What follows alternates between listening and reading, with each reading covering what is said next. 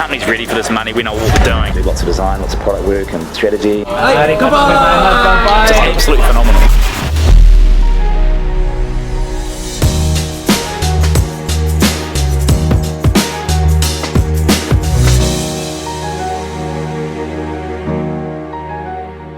We are in a massive market, we actually are, and for the first time I think I've got a company on my hands where we could actually be the best in the world, and it is a $9 billion industry, it's huge.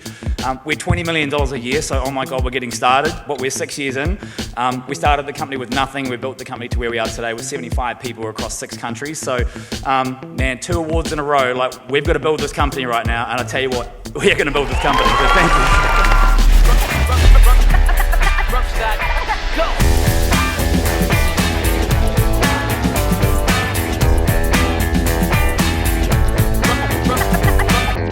We're in Auckland today in New Zealand. Kieran's up the country. He's down the country most of the time in a remote location.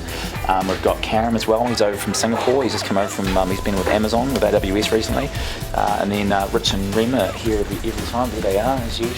Jake's about to go to that place on his cap very soon, back to San Francisco. So he's still here for another few weeks. We're restructuring the whole product. We're kind of re-looking at the business from the ground up around what people want and solving the problem properly. And we've kind of broken the app up into a bunch of different apps. So now we're going through actually designing that out at the technical level initially now. So we've done some UX work on it. Now we're kind of going bottom up. So we can gobble up our current application and make it really scalable. So yeah, a lot of work to be done.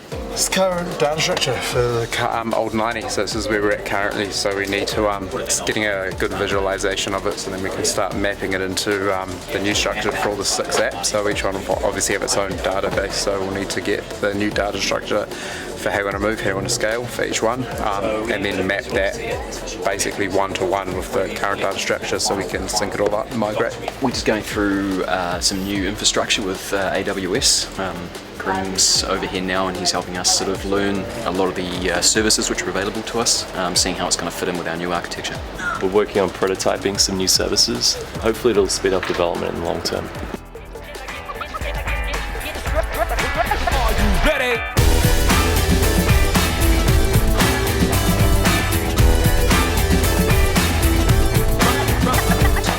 So today we're filming for LinkedIn.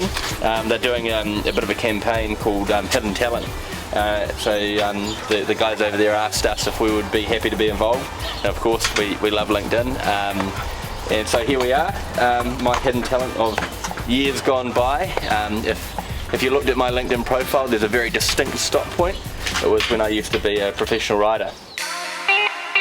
We've got a local team here obviously doing servicing all the local markets in Singapore and Southeast Asia, but we're also building up the product team here, and we've got a team over in the Philippines, so just a couple of hours away. So we've brought over, how many, maybe 5 people over from the Philippines for this trip, so good week jamming together the product team as well, and a bunch of new faces, so this place is heat.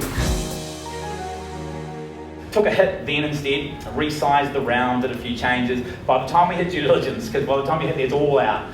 Either you're hitting DD and they're finding stuff, in which case your trust level goes from, whereas you want trust just to be doing this the whole time, just quietly. Have a conversation, they tell you something big to do, go away for 3 weeks, come back and it's done.